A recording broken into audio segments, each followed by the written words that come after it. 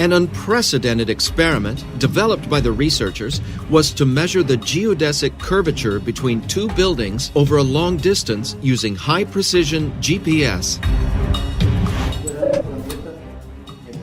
Considering the round planet, you have to mark a point from one extreme to the other, from a certain distance, precisely to prove mathematically whether the Earth is round or not. So we got two cities, far away. We take two buildings, one in a city in the south and one in a city in the north. This one in the south and this one in the north. What happens? If we measure this distance here at the base of the buildings, if the Earth is really spherical, when we measure buildings of the same height, when measuring the top, there has to be a difference, because if the Earth is spherical, it must have a superior length than the base. To carry out the experiment of the geodesic curvature, two buildings were chosen of the same height and sea level, as far apart from each other as possible. High-precision GPS measurements are done at the base and at the top of each building. According to the theory of the spherical Earth, the distance of the measurements of the bases must be different than the measurements of the top, even in a few meters. But if the measurements are equal, this would show that the Earth has no curvature.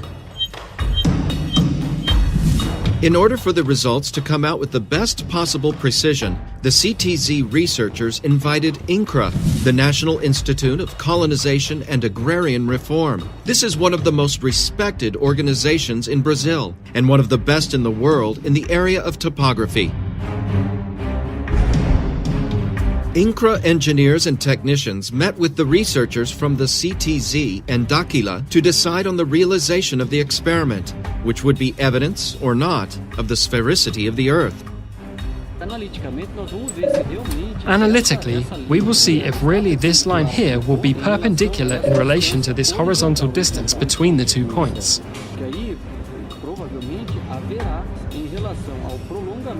There probably, in relation to the extension of this perpendicular line, to that baseline, I believe it will be larger. In the view of the INCRA technicians, the measures will be different. If this is true, it'll be one of the strongest evidences that the Earth is actually spherical. The first building chosen was at Torres Beach in Rio Grande do Sul.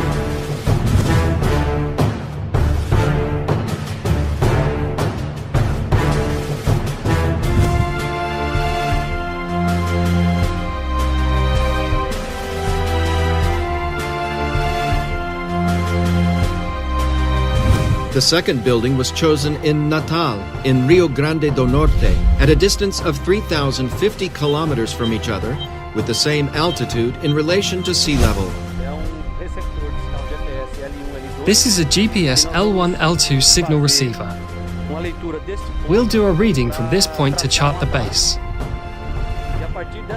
And from that base, we'll do the vertical readings relating to our goal. And afterwards, we will use another equipment, which is a total station, to make the readings of the vertical and horizontal angles.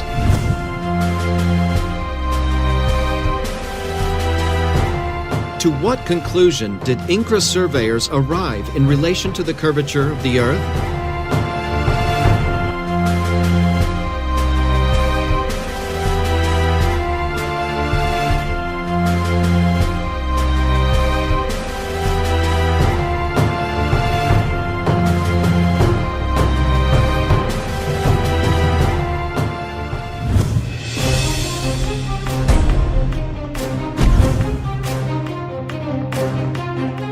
To carry out the last experiments, the researchers invited the consulted specialists at the start of the research to accompany and participate in the tests. Paulo Cesar Parra, civil engineer and geotechnical engineer, and a specialist in dam projects. It's difficult. As an engineer, and I deal with the exact sciences. We carry this from childhood with these concepts. It is difficult to have another insight of this reality that we have since childhood. Mauro Diaz, geographer and cartographer, specializing in aerophotogrammetry, as is known by all mankind, the Earth has a spherical shape. And for me as a geographer and cartographer, it is difficult to accept that the Earth would not be a sphere.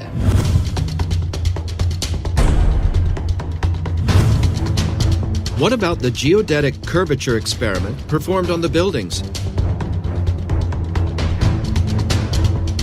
Measurements were done of the bases and tops of two buildings, one in Torres, Rio Grande do Sul, and another in Natal, Rio Grande do Norte, 3,050 kilometers apart from each other. According to the theory of the spherical Earth, the distance of the measurements of the bases must be different than the measurements of the top, even in a few meters.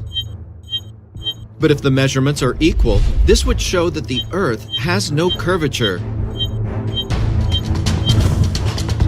Remembering the opinion of the INCRA engineers before the experiment, Probably there will be in relation to the extension of this line, perpendicular to the baseline. I believe it will be longer.